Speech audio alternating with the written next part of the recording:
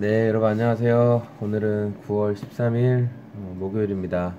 오늘도 좋아서 나누는 큐티 나눔 시간이고요.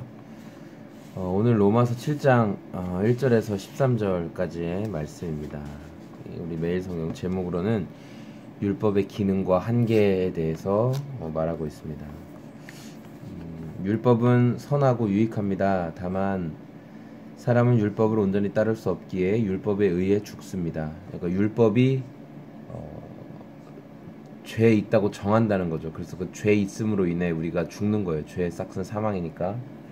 그러나 예수님이 우리를 율법의 구속에서 건지셨고 성령님이 우리로 하나님을 섬기게 하십니다. 그러니까 오늘 말씀 가운데 하나님이 우리에게 율법을 주셨죠. 여러분, 하나님이 율법을 주신 이유는 우리를 죽이기 위해서 주신 게 아닙니다. 율법도 거룩하고 하나님의 계명도 거룩하다라고 얘기하고 있어요. 율법도 거룩하고 계명도 거룩해요. 왜냐면 하나님의 말씀이니까 거룩한 거예요. 근데 그 거룩한 계명을 우리 사람에게 적용하니까 사람에게 적용할 때는 이게 답이 없어요. 왜냐면 우리는 그 계명을 다 지킬 수가 없거든요. 그런데 하나님께 적용하면 어떻게 돼요? 하나님은 다 지킬 수 있으세요. 그러니까 하나님은 거룩하시고 그분은 율법에 의해 정죄받지 않으세요. 왜냐면 그분은 그거 다 지킬 수 있으니까. 그러나 우리한테 적용하면 우리는 못 지켜요. 우리는 율법을 다 못 지킵니다. 아무리 노력해도 못 지켜요. 그러니까 율법이 우리에게 죄가 있다고 말하는 거예요. 성경 오늘 탐심에 대해서 얘기하는데 제 안에 탐심이라는 게 있는데 탐심이 무엇이다라고 말해주지 않으면 탐심이 뭔지 사람들은 몰라요. 그렇죠? 그냥 막 뭔가를 되게 많이 갖고 싶고 다 좋고 내가 다 얻고 싶고 막 이런 마음이 있는데 성경이 탐심을 갖지 말아라. 탐심은 죄다. 탐내지 말아라. 뭐 이런 얘기를 정해줘야 이게 탐심이구나라는 걸 알게 된다는 거죠, 우리가. 그런데 이것을 우리가 이제 이 율법의 거룩한 율법, 또 좋은 율법을 우리 삶에 적용하면 계속 안 되는 거예요. 우리는 절망하고 그리고 결국 우리 앞에 기다리고 있는 건 죽음이죠. 근데 우리 앞에 기다리고 있는 이 죽음을 누가 해결하셨냐 하면 예수님께서 해결하셨다는 거예요. 그래서 우리가 이제 율법의 그 지배 아래 살지 않고 성령의 법 안에 살아간다는 거예요. 성령의 법 안에. 이게 대단한 거죠.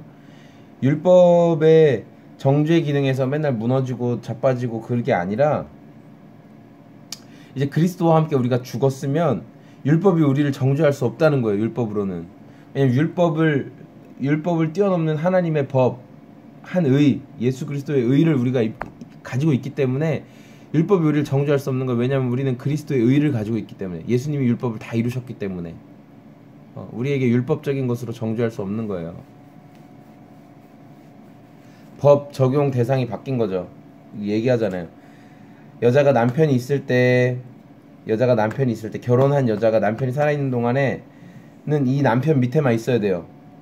그럼 남편이 죽으면 이 여자는 자유해져요. 이제 다른 데 가도 돼요.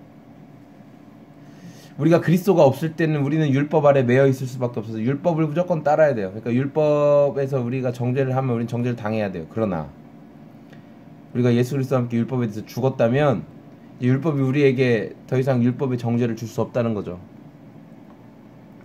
그래서 여러분, 예수님이 좋으신 분인 거예요. 그래서 예수님이 너무 좋으신 분인 거예요. 율법의 의미를 오늘도 생각해 보세요, 여러분. 율법 자체가 나쁜 게 아니에요. 율법 자체는 하나님의 법이기 때문에 거룩하고 좋은 법이죠. 근데 우리가 그걸 못 지켜요.